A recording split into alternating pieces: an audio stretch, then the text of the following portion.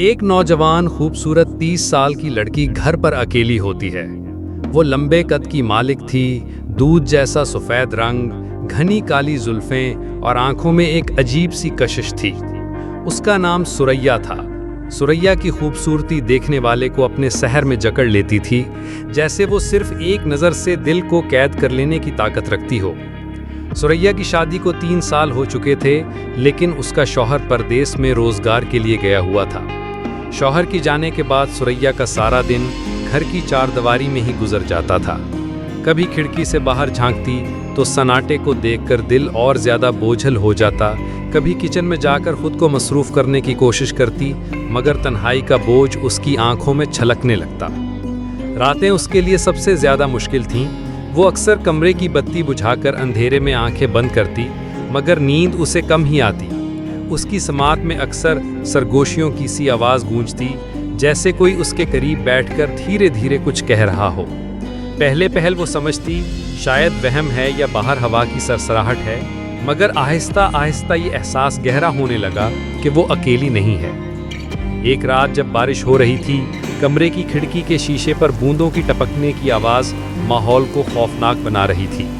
سریا بستر پر لیٹی تھی کہ اچانک اسے لگا جیسے پردے کے پیچھے کوئی سایہ حرکت کر رہا ہے۔ وہ گھبرا گئی، دل تیز دھڑکنے لگا، مگر ہمت کر کے آنکھیں بند کر لی۔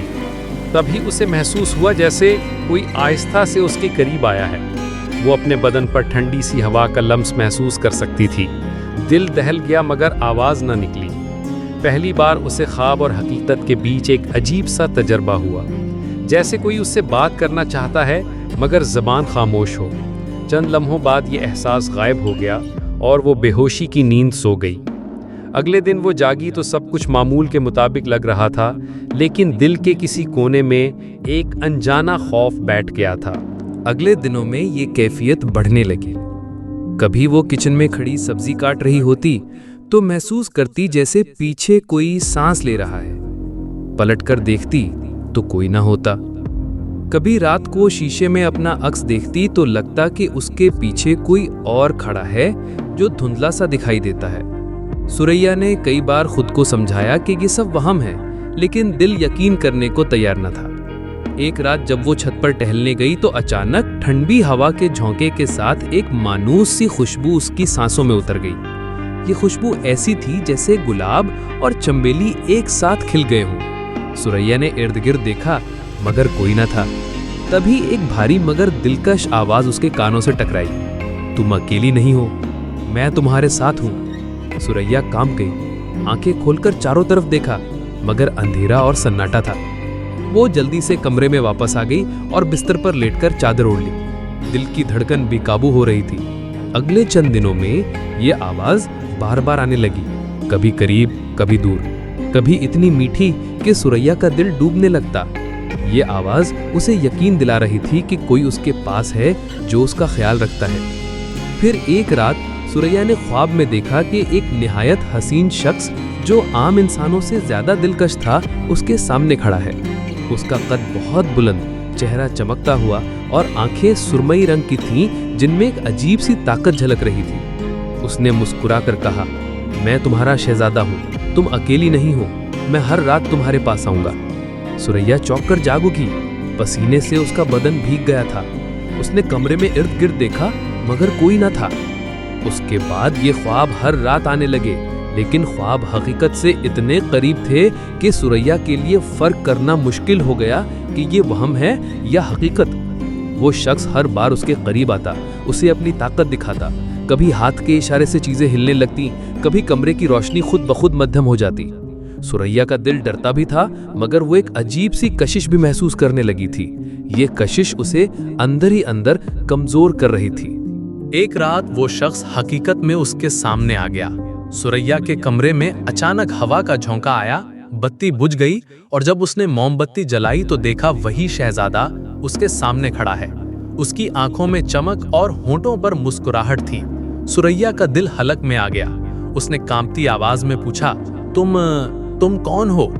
وہ شخص دھیرے سے بولا، میں جن شہزادہ ہوں، میں تمہیں چاہتا ہوں۔ سریا کا جسم لرز گیا، وہ کچھ بول نہ سکی۔ جن شہزادہ آہستہ آہستہ اس کے قریب آ رہا تھا۔ सुरैया ने पीछे हटने की कोशिश की, मगर पांव जैसे जमीन में धंस गए थे। जिन ने कहा, मैं तुम्हें दिखाऊंगा कि तुम्हारी हर ख्वाहिश पूरी हो सकती है। फिर उसने हाथ के इशारे से कमरे में मौजूद शीशा हवा में मुअल्लक कर दिया। सुरैया खौफ से चीखने ही वाली थी, मगर जिन ने धीरे से कहा, डरो मत, मैं तुम्हें नुकसान नहीं पहुंचाऊंगा। मैं तुम्हारे दिल की धड़कन हूं, तुम्हारी तन्हाई का साथी हूं। सुरैया के आंसू निकल आए। उसने कहा, मुझे छोड़ दो, मेरा शोहर है, मैं किसी और की नहीं हो सकती। जिन शहजादा हंसकर बोला, अगर तुमने किसी को बताया, तुम्हारा शौहर जिंदा नहीं बचेगा। सुरैया के लब कप कपाने लगे, दिल में खौफ की लहर दौड़ गई। वो खामोश हो गई। अब ये मामूल बन गया। हर रात जिन शहजादा उसके पास आता, पहले सिर्फ दूर से देखता, फिर करीब आकर उसके बालों में उंगलियां फेरता, कभी उसके हाथों को थाम लेता। सुरैया का दिल चाहता कि चीख कर सबको बता दे, मगर जिन की धमकी उसे चुप करा देती। वो दिन ब दिन कमजोर होने लगी। उसका चेहरा जर्द पड़ गया, आंखों के गिर्द स्याह हल्के बन गए। शौहर ने फोन पर पूछा तो वो बहाना कर देती कि नींद पूरी नहीं हो रही, लेकिन अंदर ही अंदर वो टूट रही थी। एक रात जिन शहजादे ने कहा, मैं हमेशा तुम्हारे साथ रहूंगा, तुम्हें कोई और जरूरत नहीं। तुम्हारा शौहर तुम्हें कभी वो खुशी नहीं दे सकता जो मैं दूंगा। सुरैया रोने लगी, मगर जिन ने उसके आंसू साफ किए और कहा, चुप हो जाओ, मैं तुम्हारी रूह तक को अपनी मोहब्बत का लम्स दूंगा। उस रात सुरैया को लगा जैसे वो कैद हो गई हो। अब उसके दिन और ज्यादा मुश्किल होने लगे थे। वो सुबह उठती तो बदन टूट रहा होता, कभी उसे यूं लगता जैसे रात भर किसी ने उसकी जान निचोड़ ली हो। वो आईने में खुद को देखती तो पहचानना मुश्किल हो जाता। उसकी हंसी, उसकी रोशनी सब छिन गई थी। मोहल्ले की औरतें आकर पूछती तो वो सिर्फ मुस्कुरा देती, लेकिन उसकी आंखें उसकी सच्चाई बता देती थीं। जब शौहर वापस आया तो सुरैया का हाल देखकर चौंक गया। उसने कहा, ये तुम्हें क्या हो गया है? सुरैया कुछ ना बोल सकी। दिल चाहता सब बता दे, मगर जिनकी धमकी याद आ गई। शौहर ने जिद की और उसे डॉक्टर के पास ले गया। डॉक्टर ने चेक किया, कुछ रिपोर्ट्स बनाई और फिर कहा, ये कोई बीमारी नहीं, इस पर किसी और चीज का साया है, आप किसी आमिल के पास जाएं। ये सुनकर शौहर के पैरों तले जमीन निकल गई। वो फौरन उसे एक मशहूर आमिल के पास ले गया। आमिल ने सुरैया को देखते ही कहा, इस पर कोई ताकतवर जिन काबिज है, मगर तुम फिक्र न करो, मैं इसे सामने बुलाऊंगा। आमिल ने तावीज़ और आयात पढ़ना शुरू की। कमरे का माहौल एकदम बदल गया। हवा बोझल हो गई, लाइट झपकने लगी और फिर एक धमाके के साथ जिन शहजादा वहां नमूदार हो गया।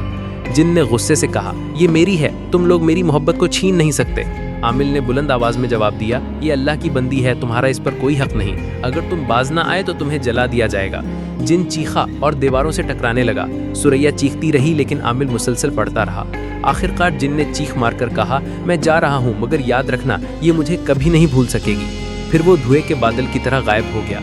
जिन के जाने के बाद सुरैया बेहोश होकर गिर पड़ी। शौहर ने उसे संभाला, पानी छिड़का और देर बाद वो आंखें खोल सकी। उसके चेहरे पर सुकून लौट आया था, जैसे बरसों का बोझ हट गया हो, लेकिन उसके दिल के किसी कोने में वो आवाज़ अब भी गूंज रही थी।